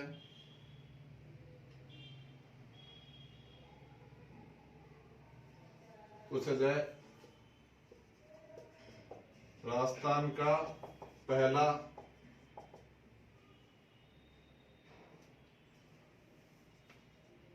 पूर्णतः सौर ऊर्जा से प्रकाशित गांव कौन सा हो जाएगा? लुम्बासर। लुम्बासर कहां पर है? बीकानेर।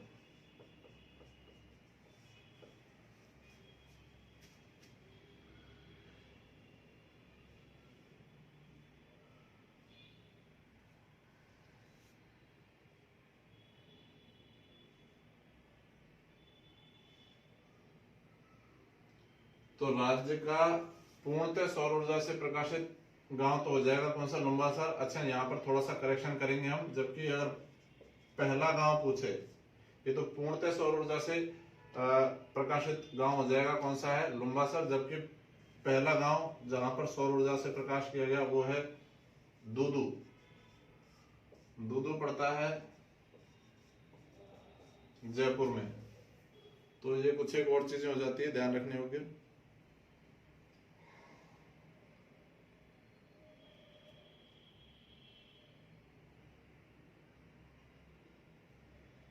ध्यान देंगे, अनुदानित दरों पर सौर ऊर्जा उपकरणों की जो बिक्री की जाती है वो कहां पर? आदित्य सोलर शॉप के नाम से की जाती है, जो सरकार यहाँ पर सब्सिडी भी देती है। कहां पर स्थापित की गई? उदयपुर में। राजस्थान का पहला सोलर एटीएम कहां पर स्थापित किया गया? मनोहरपुर, जयपुर में। राजस्थान की पहली सोलर बोट या पहली सोलर नौका कहां पर चलती है? पिछोला झील, उदयपुर में। राजस्थान की पूर्णतः सौर ऊर्जा पर, राजस्थान का पूर्णतः सौर ऊर्जा से प्रकाशित गांव कौन सा है जो पूरी तरह से सौर ऊर्जा से ही चलता है? लुम्बासर, बीकानेर में। जबकि राजस्थान का पहला गांव जहां पर सौर ऊर्जा से प्रकाश हुआ वो कौन सा है? दूदू, जयपुर। और क्या क्या क्वेश्चन बन सकते हैं यहाँ पर?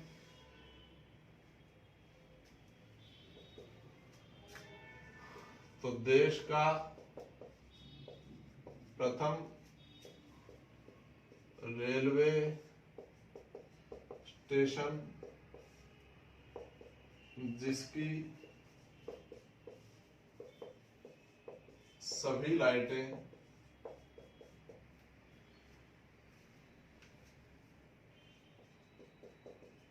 सौर ऊर्जा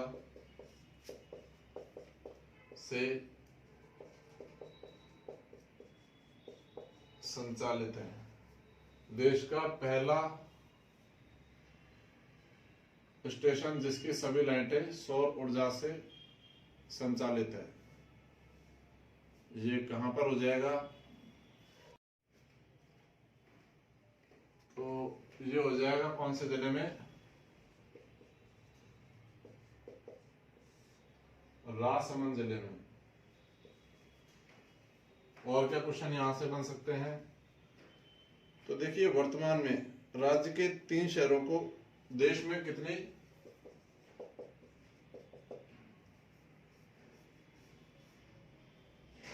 42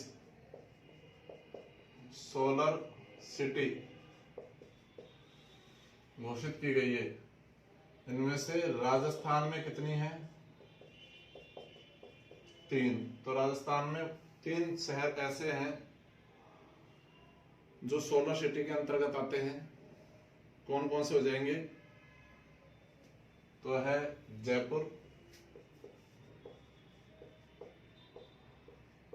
और जोधपुर एवं अजमेर। अच्छा क्वेश्चन है, कई परीक्षाओं में पूछा जा सकता है। देश में 42 सोलर सिटी घोषित की गई है। इनमें से राजस्थान में कौन सी है? ये 3 है। कौन कौन सी? जयपुर, जोधपुर एवं अजमेर।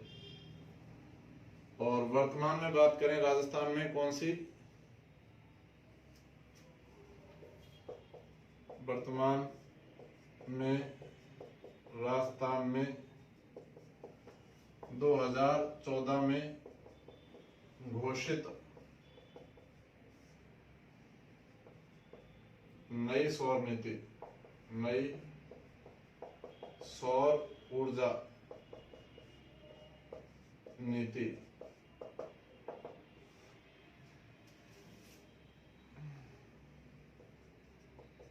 संचालित हो रही है। राजसमंद के किस जिले में स्थापित, किस रेलवे स्टेशन पर स्थापित किया गया था पूछ लिया जाए तो नाम है गोरम घाट रेलवे स्टेशन। कई जगह गोरम घाट को दिखाया गया है, किस जिले में, अजमेर जिले में। याद रखिएगा, अगर दोनों आ जाए तो राजसमंद करना है, अगर एक ही आता है दोनों में से कोई तो फिर जो आ जाएगा वो कर ही देंगे। तो ये सौर ऊर्जा से संबंधित कुछ एक महत्वपूर्ण क्वेश्चन थे, कुछ एक फैक्ट थे जिनसे परीक्षा में क्वेश्चन आने की संभावना रहती है। तो देश का प्रथम रेलवे स्टेशन जिसकी सभी लाइटें सौर ऊर्जा से संचालित हैं, नाम है गोरम घाट, राजसमंद में पड़ता है या अजमेर में भी बताया गया है। देश में 42 सोलर सिटी घोषित की गई है, इनमें से राजस्थान में कितनी है, वर्तमान में 3 है। कौन कौन सी है, जयपुर है, जोधपुर एवं अजमेर, ये 3 सोलर सिटी राजस्थान में वर्तमान में बताई गई है। इसके बाद वर्तमान में राजस्थान में 2014 में घोषित नई सौर ऊर्जा नीति संचालित की जा रही है। इसके अंतर्गत जितने भी काम किए जा रहे हैं उसी के अंतर्गत किए जाते हैं। अब आ जाएगी पवन ऊर्जा, पवन ऊर्जा। तो अगर बात करें पवन ऊर्जा की तो उसके लिए आदर्श स्थिति क्या होती है, 9 किलोमीटर से 40 किलोमीटर प्रति घंटा की रफ्तार से क्या चलनी चाहिए, पवनें या हवाएं।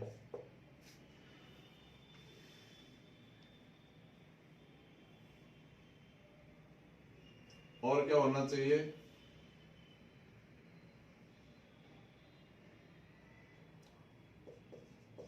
विस्तृत अबाधित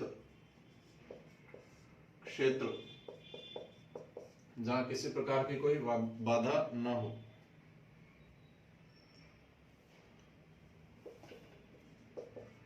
पेड़ पौधों की कमी होनी चाहिए ऐसे क्षेत्रों में जहां पर पवन चक्कियां लगाई जाए। इसके अलावा आबादी या जनसंख्या की भी क्या होनी चाहिए, कमी होनी चाहिए।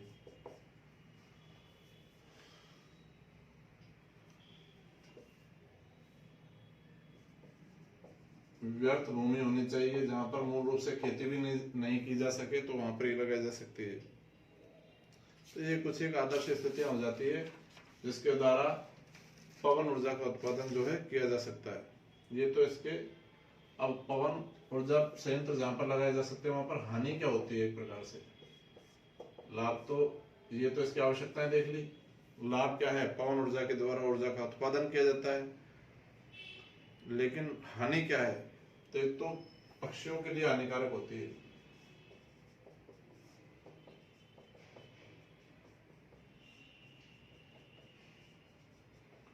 स्वतंत्र या अबाध रूप से उड़ नहीं पाते पक्षी। दूसरा, ध्वनि प्रदूषण भी होता है इससे। ध्वनि प्रदूषण कैसे होता है, जहां पर चलती है वहां पर इनके जनरेटर के इंजन की आवाज आती है। ये सब चीजें यहाँ पर हो जाती हैं इसके द्वारा। अब राजस्थान में राज्य स्तरीय, केंद्र स्तरीय और निजी आधार पर चलाई जा रही हैं, तो देख लेते हैं कौन कौन सी है पवन ऊर्जा। तो पवन ऊर्जा के लिए जो आदर्श स्थिति होती है क्या होती है, 9 से 40 किलोमीटर प्रति घंटे के रफ्तार से हवा चलनी चाहिए। विस्तृत आबादित क्षेत्र होना चाहिए बिना किसी बाधा का, मतलब यहाँ पर लंबा चौड़ा क्षेत्र हो, खाली पड़ा हुआ मैदान हो, उस प्रकार से पेड़ पौधों की कमी होनी चाहिए, आबादी या जनसंख्या की भी कमी होनी चाहिए, व्यर्थ भूमि पर लगाई जा सकती है। हानि क्या होती है, पक्षियों के लिए हानिकारक होती है और ध्वनि प्रदूषण के लिए जिम्मेदार होती है पवन चक्कियां। तो ये कुछ एक बातें हो जाती है पवन ऊर्जा के बारे में। अब बात कर लेते हैं कि राज्य सरकार के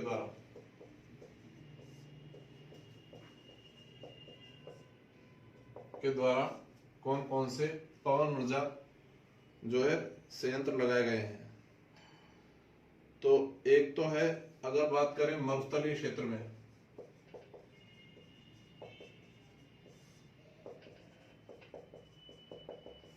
मरुस्थलीय क्षेत्र में जो लगाया गया है वो है अमर सागर क्षेत्र में पवन ऊर्जा संयंत्र लगाया गया है। और अमर सागर क्षेत्र में जो पवन ऊर्जा संयंत्र लगाया गया, ये कब लगाया गया? 1999 में। और ये पहला था, राजस्थान का प्रथम था। और अगर बात करें पहाड़ी क्षेत्रों की, पहाड़ी क्षेत्र में जो पहला लगाया गया, जो राजस्थान का दूसरा था, ये लगाया गया कहां पर? देवगढ़ में। देवगढ़ कहां पर पड़ता है? प्रतापगढ़ में है। प्रतापगढ़ पहाड़ी क्षेत्र है। ये कब लगाया गया? सन 2000 में। तो ये तो लगाए गए हैं राज्य सरकार के द्वारा। बात करें केंद्र सरकार के द्वारा,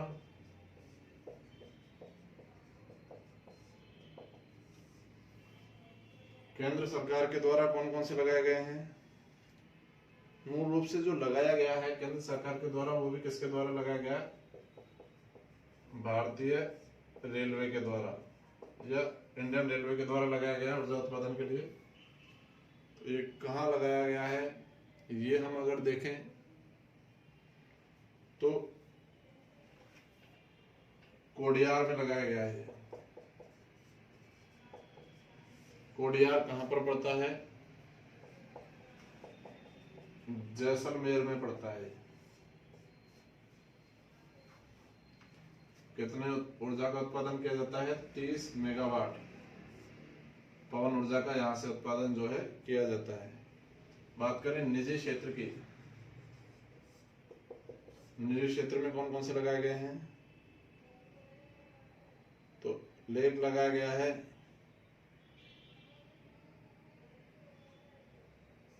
बड़ा बाग,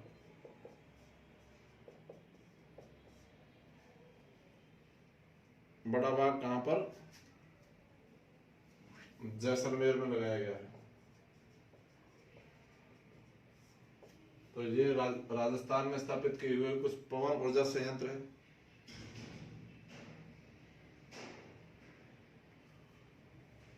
तो राज्य सरकार के द्वारा मरुस्थलीय क्षेत्र में पहला लगाया गया अमर सागर में 1999 में। पहाड़ी क्षेत्र में राज्य सरकार के द्वारा देवगढ़ प्रतापगढ़ में सबसे पहले लगाया गया। केंद्र सरकार के द्वारा भारतीय रेलवे के द्वारा लगाया गया है कोडियार में। कोडियार जैसलमेर में पड़ता है, जहां से 30 मेगावाट ऊर्जा का उत्पादन जो है किया जाता है। निजी क्षेत्र में बड़ा बाग जैसलमेर में लगाया गया है। अब इसके बाद बात कर लेते हैं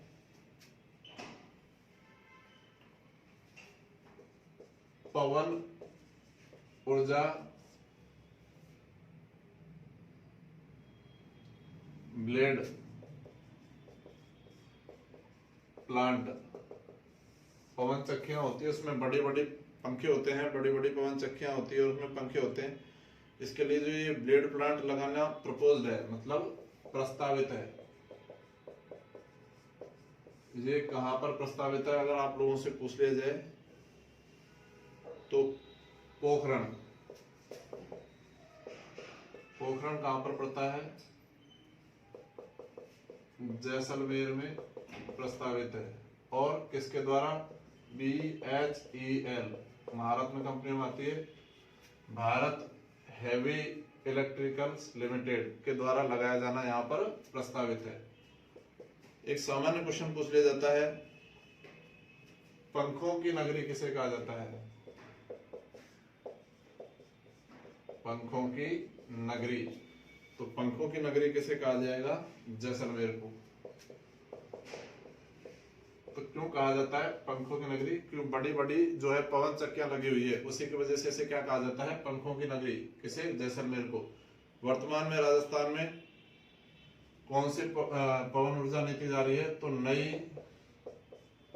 पवन ऊर्जा नीति 2012 ये क्या है, जारी है, मतलब अभी इसी का संचालन हो रहा है। ये चीजें हमें यहाँ पर याद रखनी है। पवन ऊर्जा ब्लेड प्लांट, जो पवन ऊर्जा की जो पवन चक्कियां होती है उनका ब्लेड प्लांट जो है वो प्रस्तावित है कहाँ पर, पोखरण जैसलमेर में, जो भेल के द्वारा लगाया जाएगा। पंखों की नगरी कहा जाता है किसे, जैसलमेर को, जबकि राजस्थान में नई पवन ऊर्जा नीति 2012 जो है जारी है। अगली हम गैर परंपरागत ऊर्जा स्रोत पे आ जाएंगे, तो आ जाएगा बायोमास।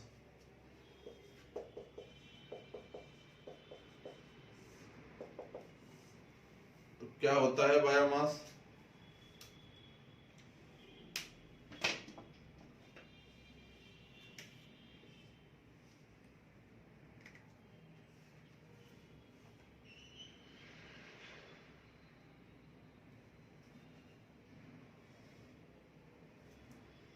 तो मूल रूप से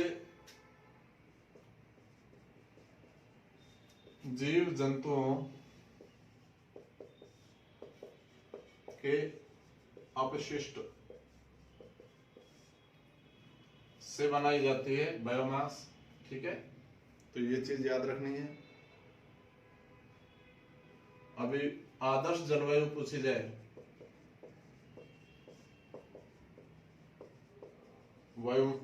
बायोमास के लिए आदर्श जलवायु कैसी रहती है, तो जो समशीतोष्ण जलवायु है,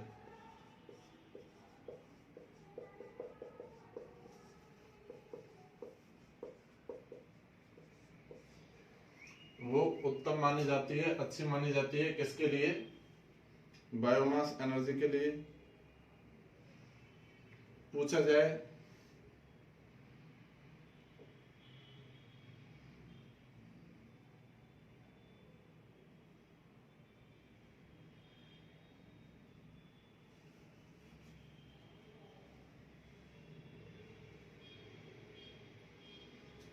राजस्थान का कौन सा क्षेत्र, तो पूर्वी राजस्थान अनुकूल क्षेत्र माना जा सकता है बायोमास के उत्पादन के लिए।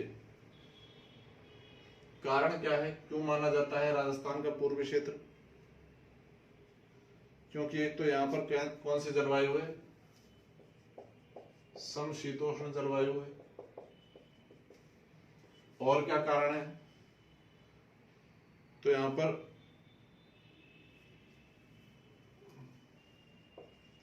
पशुपालन अच्छी खासी मात्रा में होता है।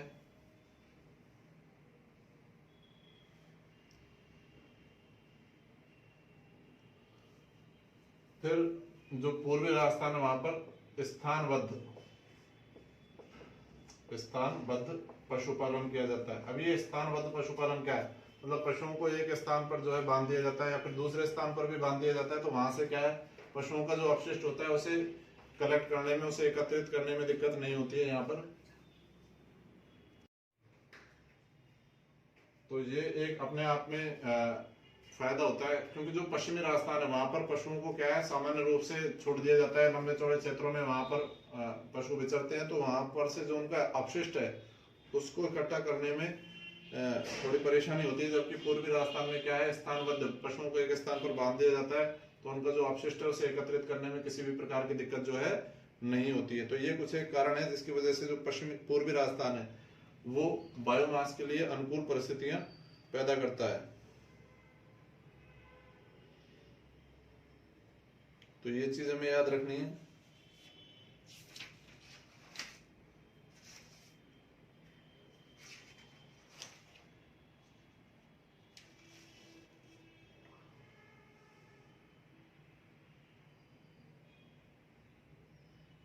अब ये जो बायोमास है, या सॉरी से हम कह सकते हैं बायोगैस, ये जो बायोगैस है इसका उपयोग क्या है, किस किस में बायोगैस का उपयोग किया जाता है? तो बायोगैस का जो उपयोग किया जाता है, तो कुकिंग में, मतलब खाना बनाने में, ऊष्मा के रूप में, मतलब हीटिंग के लिए घर को गर्म करना है, या लाइटनिंग के लिए मतलब प्रकाश के लिए भी इसका उपयोग किया जाता है। तो ये कुछ एक प्रमुख उपयोग है किसके, बायोगैस के।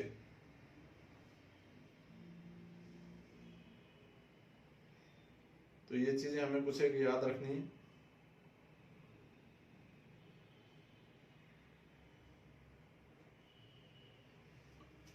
तो बायोगैस जीव जंतुओं के अपशिष्ट से बनाया जाता है। आदर्श जलवायु होती है समशीतोष्ण जलवायु। पूर्वी राजस्थान सबसे उपयुक्त क्षेत्र माना जाता है क्योंकि यहाँ पर समशीतोष्ण जलवायु पाई जाती है। पशुपालन भी अच्छी मात्रा में किया जाता है, स्थानबद्ध पशुपालन किया जाता है। बायोगैस का उपयोग किया जाता है खाना बनाने में, ऊष्मा के रूप में और प्रकाश के रूप में। अब हम बात कर लेते हैं बायोमास के रूप।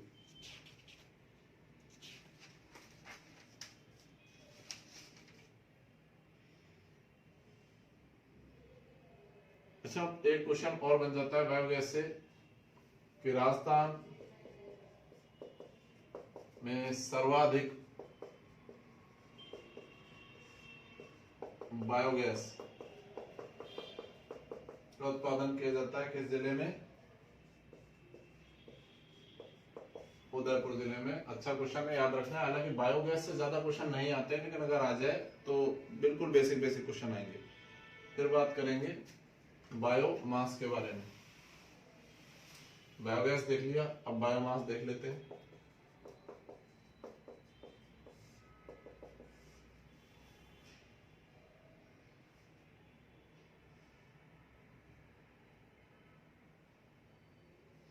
तो वो तो पशुओं के अपशिष्ट से, यहां पर बायोमास वनस्पतियों के अपशिष्ट से।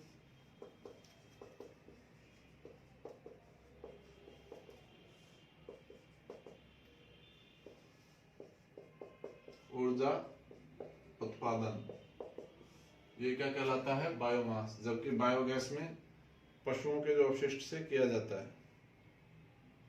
अब इसमें कौन कौन से जो वनस्पतियां उनको मूल रूप से काम लिया जाता है, तो एक तो सरसों की तूड़ी जो बच जाता है सरसों निकालने के बाद, और इसके अलावा सरसों के डंठल भी काम में लिए जाते हैं। फिर बात करें इसके अलावा और क्या काम लिया जाता है, तो जो गन्ना होता है, तो गन्ने की खोई, तो उसकी जो भूसी है एक प्रकार से, उसको काम लिया जाता है। चावल की भूसी काम ली जाती है।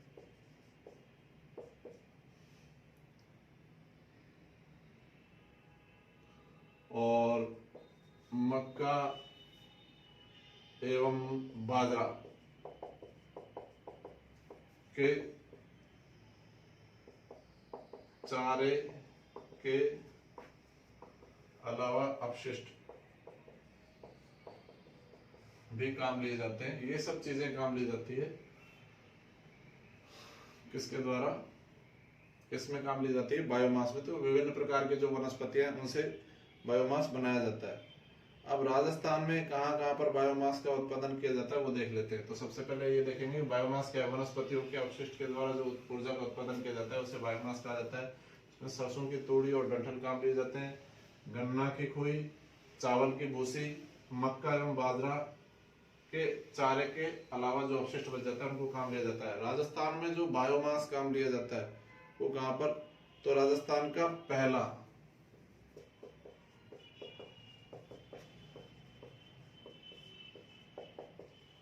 बायोमास प्लांट, अगर बात करें राजस्थान का पहला बायोमास प्लांट कहां पर लगाया गया, तो ये लगाया गया पदमपुर। पदमपुर कहां पर पड़ता है, श्री गंगा नगर में। कब लगाया गया, 2003 में इसे जो है लगाया गया। कितनी ऊर्जा का उत्पादन, 8 मेगावाट ऊर्जा का उत्पादन इसके द्वारा किया जाता है। इनसे बहुत ज्यादा ऊर्जा का उत्पादन नहीं होता है, और कहाँ कहाँ पर बायोमास प्लांट लगे हुए हैं, तो उनियारा टोंक में प्लांट लगा हुआ है। इसके अलावा कोटपुतली जयपुर में भी बायोमास प्लांट लगा हुआ है। खातौली कोटा में, और पूछ लिया जाए कहां पर है, चंदेरिया चित्तौड़गढ़ में,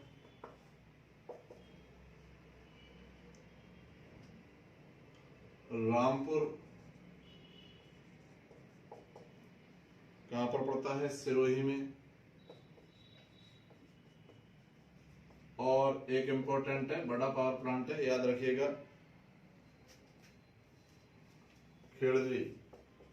खेड़ली अलवर में। ये सबसे बड़ा है, 30 मेगावाट ऊर्जा का उत्पादन किया जाता है वर्तमान में, सबसे बड़ा, ये पूछा जा सकता है यहां से। और बात करें राजस्थान में नई बायोमास नीति कब से चल रही है,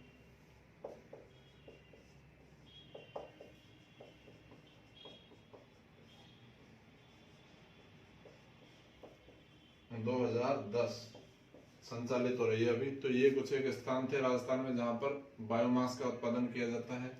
राजस्थान का पहला बायोमास प्लांट कहां पर, पदमपुर श्री गंगानगर में 2003 में लगाया गया।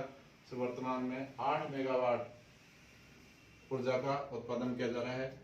उनियारा टोंक में, कोटपुतली जयपुर, खातौली कोटा, चंदेरिया चित्तौड़गढ़, रामपुर सिरोही में भी बायोमास प्लांट लगाए गए हैं। इसके अलावा खेड़ली जो अलवर में है, यहाँ पर राजस्थान का सबसे बड़ा बायोमास प्लांट है, जहां पर से कितनी ऊर्जा उत्पादित की जाती है, 30 मेगावाट ऊर्जा का उत्पादन जो है यहाँ से किया जाता है।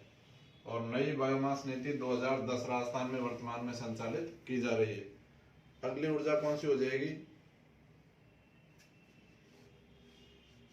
तो अगर हम बात करें भूतापीय ऊर्जा की, तो देखिए भूतापीय जो ऊर्जा है ना, वो राजस्थान में नहीं है वर्तमान में। उसका कारण है क्योंकि राजस्थान में गर्म पानी के स्रोत नहीं है। जो गर्म पानी के स्रोत होते हैं, सोते होते हैं, उनकी वजह से भूतापीय ऊर्जा का उत्पादन किया जाता है। और वर्तमान में राजस्थान में ऐसे कोई भी ऊर्जा स्रोत, गर्म पानी के स्रोत नहीं है, इसलिए राजस्थान में जो भूतापीय ऊर्जा है उसका उत्पादन नहीं किया जाता है। अगर बात करें भारत की, तो भारत का प्रथम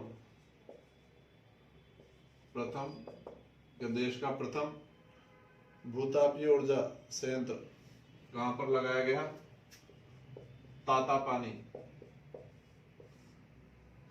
कहां पर है, छत्तीसगढ़ में है। यहाँ पर लगाया गया कब, 2011 में। तो इसको ज्यादा याद रखने की आवश्यकता नहीं है, कम पूछा जाता है, लेकिन फिर भी अगर आपसे पूछा जाए तो राजस्थान में कौन सी गैर परंपरागत ऊर्जा जिसका उत्पादन नहीं किया जाता है, तो वो कौन सी है, भूतापीय ऊर्जा, क्योंकि राजस्थान में गर्म पानी के स्रोत नहीं है। भारत का प्रथम भूतापीय ऊर्जा प्लांट कहां पर, तातापानी छत्तीसगढ़ में 2011 में लगाया गया। इसके बाद में बात की जाए ज्वारीय ऊर्जा की, तो ज्वारीय ऊर्जा भी राजस्थान में नहीं है, क्योंकि राजस्थान में कोई भी बंदरगाह नहीं है, समुद्री क्षेत्रों से निकट कोई भी समुद्री क्षेत्र तट रेखा नहीं है। तो ये कुछ एक चीजें यहाँ पर हमको याद रखनी है।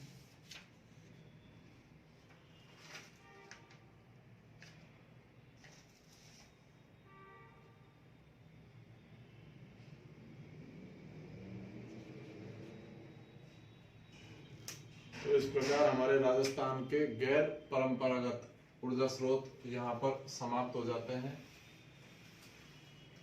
और लगभग परंपरागत एवं गैर परंपरागत ऊर्जा स्रोत वाला जो टॉपिक है एक प्रकार से यहाँ पर क्या हो जाता है, समाप्त हो जाता है।